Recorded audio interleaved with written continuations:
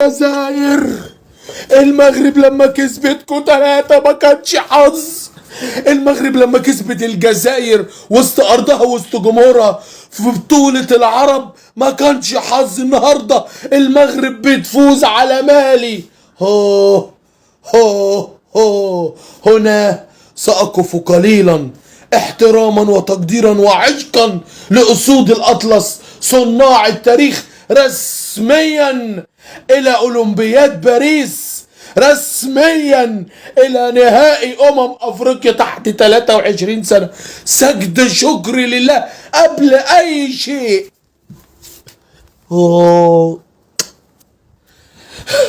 ايه يا عم موحى بتجري كده ليه؟ الشنطة فين؟ الشنطة اهي، الشنطة اهي، شنطة السفر. يلا بينا. رايح على فين يا عم موحى؟ رايح على المغرب، رايح بقى علشان النهائي ما بين المغرب وبلدي مصر. بلادي بلادي لك حبي وفؤادي. عايز النهارده اقدم رسالة قوية جدا باسم كل الشعب المغربي اللي هم عندهم الله الوطن الملك محمد السادس. بس قبل ما اوصل الرسالة دي انا عايز الفيديو ده يوصل 50,000 لايك. تعمل لي لايك بمناخيرك. اللي بيراهن على المغرب عمره ما بيخسر. النايم يصحى واللي صحي يعرف الغايب وللصحف ولكل الناس اين انتم؟ انا موجود وكنت موجود لكن الناس مش شايفها. اكتبوا بقى يا صحف، اكتبوا يا جرايد. اسود الاطلس صناع التاريخ اللي وصلوا نصف نهائي كاس العالم، اللي مفيش منتخب قدر عليه. النهارده انا مش شايف منتخب تحت 23 سنة، انا مش شايف شباب. انا شايف النهارده كابتن وليد الكراكي اللي بيدرب مش قاعد في المدرجات.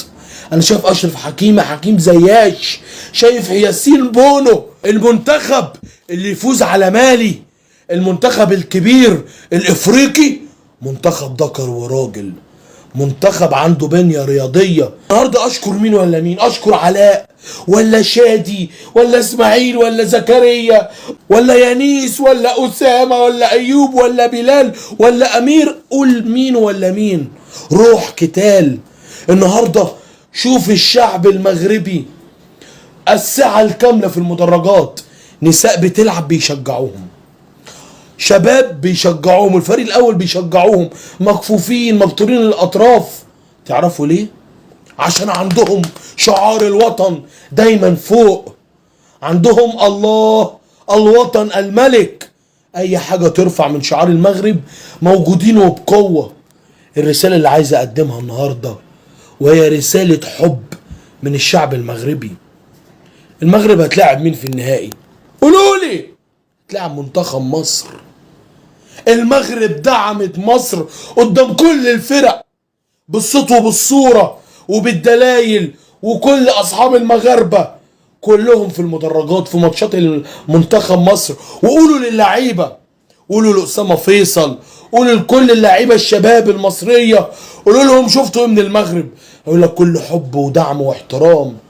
النهارده المغرب بترد في الملعب، بترد على مصر ان احنا خاوة في الملعب، في البطولات، في النهائيات.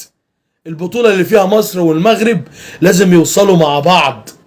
معايا يا اخويا يا زميلي، ايدك في ايدي، ونروح مع بعض للنهائي، ونروح مع بعض اولمبياد باريس. ايه رايكم في الكلام ده اللي محدش هيقوله؟ لسه مش عارفين ان المغرب خاوة؟ لسه يا مصريين او اي حد مش فاهم موحى لما بيقول موحى مش يتيم، موحى اهله كل الشعب المغربي مش مجرد شعارات. موحى لما بيقول ان مصر والمغرب خاوة مش مجرد كلام. حسن الضيافة والاستقبال والدعم والحب. نهائي يا باشا، نهائي قوي، درب قوي ما بين المغرب ومصر. ايه العظمة والجمال ده يا جماعة؟ انا عايز الفيديو ده يوصل ويتخلد للتاريخ، لان دي الحاجات المحترمة.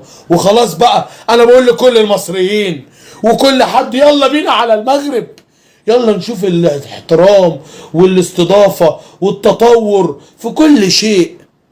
عندهم بنية رياضية، عندهم اكرام الوالدين، يعرفوا ربنا، كل شيء خلصوه، ولسه في ناس بتنتقد اصل المغرب علشان بالتحكيم وغيره. لا، عشان هم بيتعبوا، عشان هم ما عندهمش فساد. هم دول اللي هينظموا افريقيا 25. هم دول اللي ان شاء الله هيستضيفوا كاس العالم، وفي يوم من الايام هياخدوه. وابقوا افتكروا كلامي. مبروك لفوز المغرب اليوم والبلدي مصر، وان شاء الله في انتظار النهائي والفائز افريقيا.